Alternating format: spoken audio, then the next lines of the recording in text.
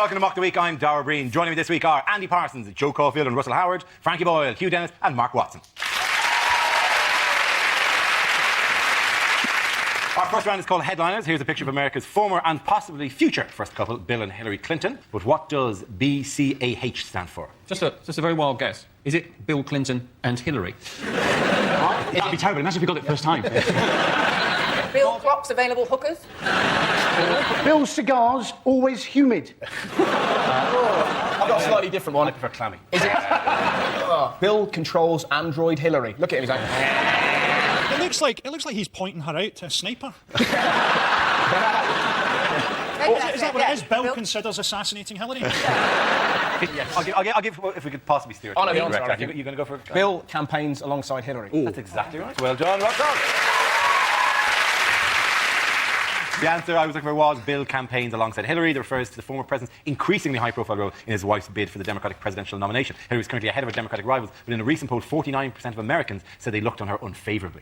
It's rather unusual language. I look on you unfavourably. I'm looking forward to her becoming president and getting the file that they keep on Bill Clinton and finding out all the stuff he did when he was president. Bill, you screwed a robot woman? The Chinese sent a robot spy and you humped it to death, Bill. If you were Hillary and you were married to the single most charismatic politician of our generation, right? Would you campaign with him? Would it not just make you look like? Would it not be like always campaigning with a puppy? That whenever you put the puppy away, you always go, "No, bring back the puppy. I like the puppy." No, not at all, because after this speech, they spend an hour working the crowd to the tunes of "Simply the Best" by Tina Turner. Which sounds really seedy, doesn't it? I've got the idea of them bogling. Yeah, you're seeing moves, aren't you? Because we wouldn't do that in this country. Just Gordon Brown. Those are my policies. Hit it, DJ. They call me Mr. Bombastic. And just strutting around the room. Was it an hour? It was an hour. That is a long version of Simply the Best. Yeah, just over and over, just whipping Tina Turner. One more time. I'm 83. Sing it, Tina. Also, what's the thing about two L's in Hillary? Doing what? Two L's, spelling Hillary with two L's. No, it's about... So Edmund Hillary, Yeah, the but- conqueror of Everest, spelled it in exactly the same way, Mark. That was a surname, Hugh. OK, that's true. I got That's the most middle-class rap battle I've ever seen. What's up with the two L's in Hillary? Well, I think you'll find that... They're just never satisfied either. He's been president, she's going to be president, they've got Clinton cards as well. I think what's scary is if she does, then it makes you think that Cherie Blair might go, oh, I like what they've done. He got it, and now I can get it. It's not like getting a basement conversion. I think it is to these That's like people. when they'll be at a dinner party and they'll go, "So what are you up to?" "Well, actually, I'm now the president." "Really?" And then she's nagging Tony in the taxi home, going, "Why aren't I? Why aren't I?" No, exactly. She gets to do it. Why shouldn't I get to do it? Exactly. Clinton's been out of the White House for 8 years. I wouldn't like to be the first intern that comes across him after 8 years. I think that they should dress a haunch of lamb up in a skirt, just so that he gets half his energy out of the way before he actually meets anyone human. What does George Bush intend to do after the elections? He said he's going to make his living by speaking. Yeah. When he retires. Yeah, play to your strengths, George. That's like Abu Hamza pursuing a career as a shadow puppeteer. I was very pleased because I assumed that after he left the presidency, the only public appearances he'd be making would be about 4 o'clock every day when the keeper came to give him bananas. Where was he this week, Bush? He went to see the troops in Iraq. He did indeed. He went on a surprise visit to her. Which is hardly going to be morale-boosting, is it? It's like having a party at an old folks' home and having the guest of honour as Harold Shipman. It is. It's like, oh, it's him, the reason why we're here. You know? What's the big news with the British troops in Iraq? Oh, we're out. Well, we've left Basra Palace and we're now at the airport. But we're not... It's so nothing, isn't it? We're not retreating, though, are we? Nope, we haven't lost. No. We're OK, we pulled out to the airport, yeah, but we're not retreating. OK, we've checked our baggage in, but we're not retreating. All right, the plane's on the tarmac, but we're not leaving that country. It's a victory, though, isn't it? It's been billed as a victory. And it was actually such a fantastic victory that we had to leave under cover of darkness to avoid the massive leaving party that the Iraqis had planned for us. You know, we didn't want the fuss, the balloons, the ticker tape, so we thought, let's get into our jeeps and leave at 100 miles an hour in the middle of the night, clearing a path with machine gun fire. But we made you a cake. Actually, it was a bomb. Did you hear how they left, though? They left, apparently, with a bugler at 1 a.m, led by a bugler. No wonder the British forces aren't regarded as, you know, everybody's best mate, is when they decide to leave. Oh, I tell you what, we're leaving now, it's 1 a.m. Bugler. That'll make anybody happy. A bugler on the front of a jeep going at 100 miles an hour is bugler plus Doppler effect. But also, they're in a city where everyone wants to shoot them, and some poor sod, right, play your bugle. Hey, play it really loud so they'll know us. Oh, what I do request is I predict a riot. No. That's a tricky job, isn't it? Can I not just cower down? What animal has been causing problems for the British troops? Badgers. Badgers, correct. It's the first time Russell said badgers on this show and they've been the right answer. Yeah. Why badgers? The Basra badger, apparently the people of Iraq thought that we'd released badgers into Iraq, but we haven't. And the description was fantastic. A lady said that she saw this thing in the dead of night. It was as swift as a deer. It was the size of a monkey. Had the face of a dog. And you're like, flipping out, someone's high. But as if we would have thought, oh, well, we're a bit short of troops. Maybe we can recruit a few honey badgers. Just airdropping frogs and toads and otters. Get them, lads. Any kind of, just everything, and in the middle of it all, Bill Oddie. Just dropped it in. It accidentally scooped Bill Oddie up in the big wildlife net. And Oddie, desperately, how do I get wildlife now? Oddie, frog in his ear. Let's be honest, though, Audie couldn't survive for more than a day in the wild. For all his boasting and posturing, I could imagine him starving to death in a travel lodge. So you won't have to You think imagine. he'd just be picking up hedgehogs and trying to dial room service on the hedgehog? That would be I brilliant. find it a bit embarrassing that in Iraq this is regarded as a dangerous weapon, yet we still haven't been able to win this war. The thing is, though, in Iraq, because it's safe now that we've sorted everything out, it's actually a fantastic time to pick up property there. If you want to buy a two-bedroom flat in Basra, it's apparently about 8 pence at the minute, although insurance can be about $4,000 a month. By the way, he was referred to earlier on, that is a honey badger. Which is the type of badger you get, which does sound like some sort of sexual euphemism in a kind of I was a bit of a honey badger myself back in the day. Yeah. All my friends called me that. It's a close relation to the poon hound. He looks more like an otter who's been in the middle of a road when somebody's been along doing the white march, doesn't he? He looks like the animal who Pepe Le Pew falls in love with mistakenly. Oh, my dear, you are a beautiful skunk. I'm not a skunk, I'm a honey badger. And the cartoon goes on for 5 minutes. If Iraqis apparently were terrified of these badgers, which suggests that we've gone overboard in torturing them. Please, not the petting zoo, not again! The tiny pot-bellied goats, no! I can tell you everything! It became so widespread as a rumour that because it's supposed to be man-eating bears that the British Army released. Yeah. And the British Army officer categorically stated that we have not released man-eating badgers into the area with the weary tone of a man who's sick of having to tell you that we have not released them. And while I'm here, no, there are no unicorns with poison tips ridden by mermaids. There is no army of orcs. We have not released a griffin into the Basra area. They actually said that these things were the size of dogs but had the heads of monkeys. I think they were monkeys. But what? Didn't one attack a lady in the dead of night? That's clearly like her husband just being a bit frisky. What happened there? Oh, it was a bloody badger. Yeah. All over you it was. I tried to defend you. Shall we? At the end of that round, ladies and gentlemen, the points go to Russell, Joe and Andy! Our next round is called Newsreel. We play in a recent piece of footage featuring people in the news and ask you to suggest what they might be saying. This week's clip features the Prince of Wales and the Duchess of Cornwall.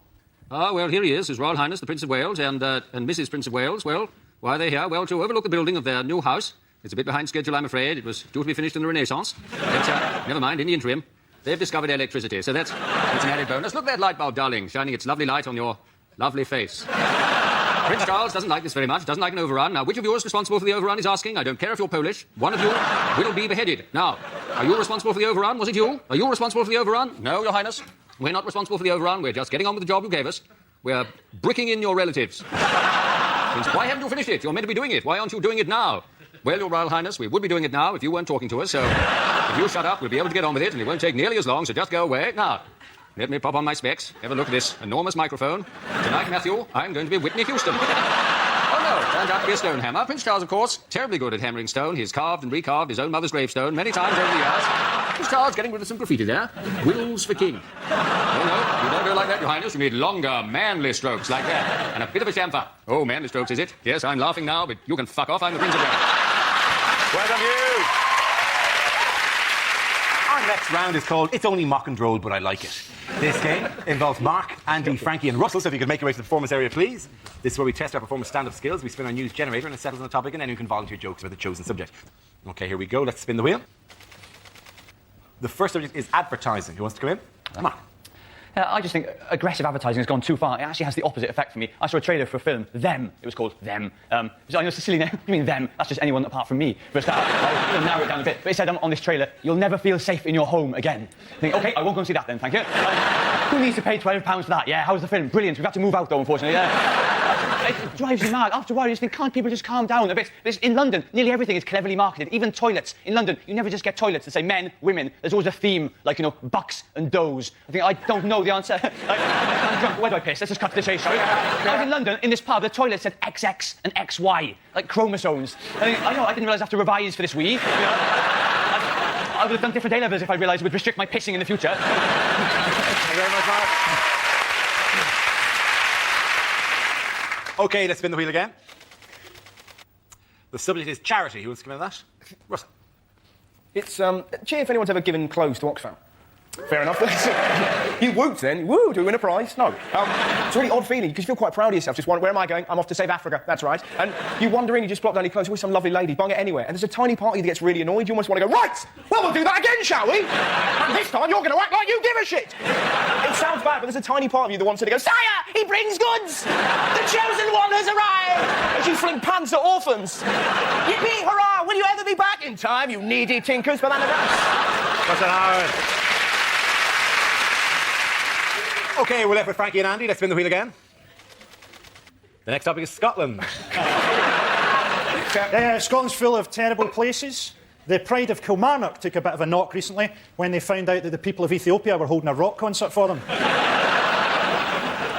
Apparently, Sean Connery said that if we get independence, he's going to come back. Brilliant, we can live off his income tax like it was a newly discovered oil field. My favourite Scottish thing ever, I was on a train from Glasgow to London the day after September the 11th happened. September the 12th, I think you'll find. And all these pissed Scottish women got on, and there's a guy sat across from me, a Sikh, with a turban on. One of them goes, "Who are you? I hope you're not going to hijack this train. Some of us are wanting to get home tonight." What are the hijackers going to do at a train? Crash it into the buffers at Glasgow Central? Yes, they've taken down the World Trade Centre next. It's cost a coffee in the sock shop. OK, let's see what Andy has left. Let's spin the wheel. And it's crime. Now, New Labour, they're always telling us, aren't they, all crime has come down under New Labour. But violent crime has, in fact, gone up. And I don't know about you, but violent crime, that's the one I'm scared of. Fear of crime is always much greater than crime itself, right? Apparently, on average, in Britain, 1,000 people get murdered each year, yeah? But apparently, 6,000 people each year in Britain commit suicide. So if you ever think there's somebody behind you, right, you know, you're a bit scared, feel free to turn round at them and go, "Yeah, well, you don't scare me. I'm 6 times more likely to do harm to myself than you are." Well, leave me well alone. Well done, Andy Carson. Point to that round. Go to Andy and Russell. The next round is called If This Is the Answer, What Is the Question? On the board are 6 categories. Mark, which category would you like? Science. OK, your category is science. The answer is 2025. What is the question? Is it, when will the stadium for the 2012 Olympics be ready? What year will black people and white people finally live side by side in harmony in Chinese concentration camps? Is it, what is my PIN number? Yes, it is. Is it my dad took a dump in my toilet the other week? When will it be safe to go back in there? Well, how many times is the word umbrella repeated in that bloody song? What year will cities gain sentience and raise themselves on hydraulic legs to begin the long battle for resources? Is there any vision of the future you have which involves living in peace and harmony, having transcended war? Oh, I just noticed we're on a dying fucking planet, Harry. It's not just me. What do you mean it's not just you? Anyone who paid close attention to how the world's going will know that environmentally you should reuse your plastic bags to suffocate your children. Frankie is a father. He is a father. Yeah. It's no surprise the show isn't repeated during CBBC. Yeah, it's got to be the year, isn't it? Is it something to do with cities on hydraulic legs? It's nothing to do with cities on hydraulic legs. Sure. There will, no, with the cities on hydraulic legs. In what year can I book a scuba diving tour of Holland? That's assuming it hasn't risen up on its own legs. Where's Holland, Frankie? You should know. Holland's not a city. In the year 2025, it'll be the only city left in mainland Europea. The giant war against the ocean countries, etc., etc. OK, I'll give you a clue. Nothing apocalyptic about it whatsoever. I think I might know it. I'm dull enough to know that. It's something to do with hydraulic. I think it's the date. If it's not about hydraulic legs, it'll be very disappointing. Is it not the year? Have the Russians have said something about launching a moon mission, haven't they? They have, And yes. I think have said that is the date. A mere 66 years after the Americans managed it.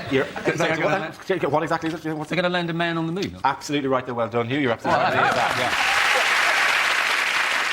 The question I was looking for is when do the Russians intend to begin building a permanent lunar base? It's the announcement by Russian space agency Roscosmos. Good name, that a manual space flight in 2025 will lead to an inhabited station on the moon. The station will provide a base from which to plan a trip to Mars by 2035. It would also be a convenient place to travel if your city was on hydraulic legs. But it'll be better than a British space mission, let's face it. It's always weird when you compare the two. You know, we had... The Americans have just had a Mars mission, haven't they? And, you know, they always call theirs something exciting, like, you know, Endeavour, don't they, after the Spirit of Adventure. We called ours Beagle 2, because we quite like small dogs. To be fair, they probably called it Beagle 2 because they knew it would be smoking on re-entry. It's that thing in space missions, isn't it, where they're always doing scientific experiments to see how things behave in weightless conditions? You know what? Who gives a shit how they behave? They bob about, OK? They bob about a bit. There was a scientific textbook, a treatise on the examination of object behaviour under zero gravity. Turn the page. They bob about a bit. They do. Yeah, you're right. They do. The whole thing, science, everything, space travel, it's all just sublimated sex drive. Everything, that's all anything is. Look at the space shuttle. Could that be more about sex? Yeah. This big giant thing, when it's taken off, it comes back down as a little tiny thing. It's flaking off it. Well, I was wondering why it's always tile, for God's sake. It's always a problem with the tile. Why is it always falling off? You know what NASA should do? Before it goes up, don't just check it, double check it. It's going a long way. What about a double check? You know? And also, a lot of those astronauts are always scientists, aren't they? Couldn't they take up one guy who's a roofer? Yeah, he said there's a bit of a problem out there and he's going to be back next Tuesday. The shuttle crew is Dr. Linus Pauling, Professor of Statistics, and Terry. They do get up to some rubbish in space, don't they? The last American thing is that they sent a probe, didn't they, the size of a washing machine into a comet. And you think, well, what is the point of that? And then you think, well, it would be better than the British would manage. They would just go a bit cut price and send in a washing machine from Comet. We're going to be hit by a comet soon, aren't we? No, I think let's not panic people at home by starting a discussion with we're going to be hit by a comet.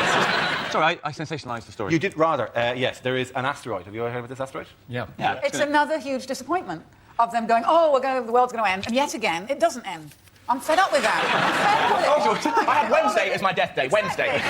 Global warming very, very slowly. Nothing's ever happening. I wish they'd shut up about it. Look at Joe taunting God. Bring it, Beard. Either do it Is or this the shut best up. you got? I don't think so. We're going to be fine with the whole asteroid thing because our cities can just raise themselves. I'm not sure how they're going to manage that. That would be fantastic. Just them shooting down and just like doing a little concentrated power and Apparently this asteroid, it's going to be great, isn't it? Because remember in the tsunami, all the animals ran inland because they knew something was up with the tsunami. So imagine what's going to happen if the whole Earth is going to get hit by a massive asteroid. We'll just be going, has anyone else noticed that monkeys have started smoking? If the asteroid does land on Earth, right, it'll create a crater 3 miles wide, they said, and all communications in the near area will be completely kaput. Now, I don't know if any of you are on T-Mobile, but as far as I'm concerned, an asteroid must be landing on Earth pretty much every day. It's not even the biggest worry, is it? Because the other thing that we're meant to worry about a lot is the super volcano under Yellowstone National Park. You know that? It's the whole of Yellowstone National Park is a vast volcano, and if it goes up, which they're expecting it to, we all die. So the best you can hope for is that an asteroid... It was a programme. Well, apparently trying to just pour water on these apocalyptic practices. When you say, which they're expecting it to, does make it sound like the man with a clipboard ready to tick at any stage. The best you can hope for is that the asteroid arrives the same day and goes into the hole and plugs it. At the end of that round, the points go to Frankie Hugh and Mark! Now we come to our final quickfire round called Scenes We'd Like to See. This is for everyone, so if you could make your way over to the performance area. I call for ideas for scenarios we'd love to see, and the performers come in with their suggestions. OK, here we go. The first subject is unlikely small ads. Erectile problems. Ha, ha, ha, ha, ha. Found! DVD of Lost. Want to earn pounds, pounds, pounds? Yes, £3. Would you like no strings attached sex? Contact my whore of an ex-wife. Worried about hair loss? You bald bastard.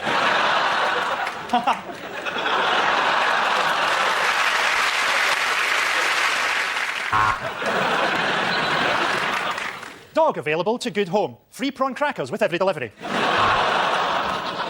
Want to earn money at home? Become a prostitute. It's easy. Problems with your short-term memory? Can't remember what you've just read? Problems with your short-term memory? Room to let. No one has died in it. No one. Wanted. 1 Spice Girls ticket and 1 gun. Bored, lonely, depressed. Meet like-minded people at salsa dancing. The next topic is Excerpts from DVDs I wouldn't sell. My name is Hannibal Lecter. I'm a vegan. I'm afraid the only thing you're going to be fighting for some time, Bond, is HIV.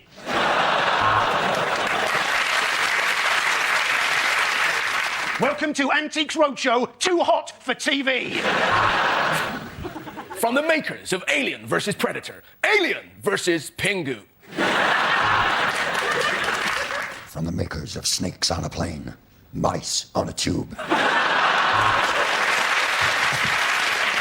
Here's looking at you, kid. It's why I'm in a Cambodian jail. 3 Love. I'm Anne Widdecombe, and this is Naked Table Tennis. Ah, Frodo, you're hurting me. When I said you should destroy the ring. That's it, ladies and gentlemen. The point of that round. There's Frankie, you and Mark. That's the end of the show. This week's winners are Frankie Boyle, Hugh Dennis and Mark Watson. But commiserations to Andy Parsons, Joe Caulfield and Russell Howard.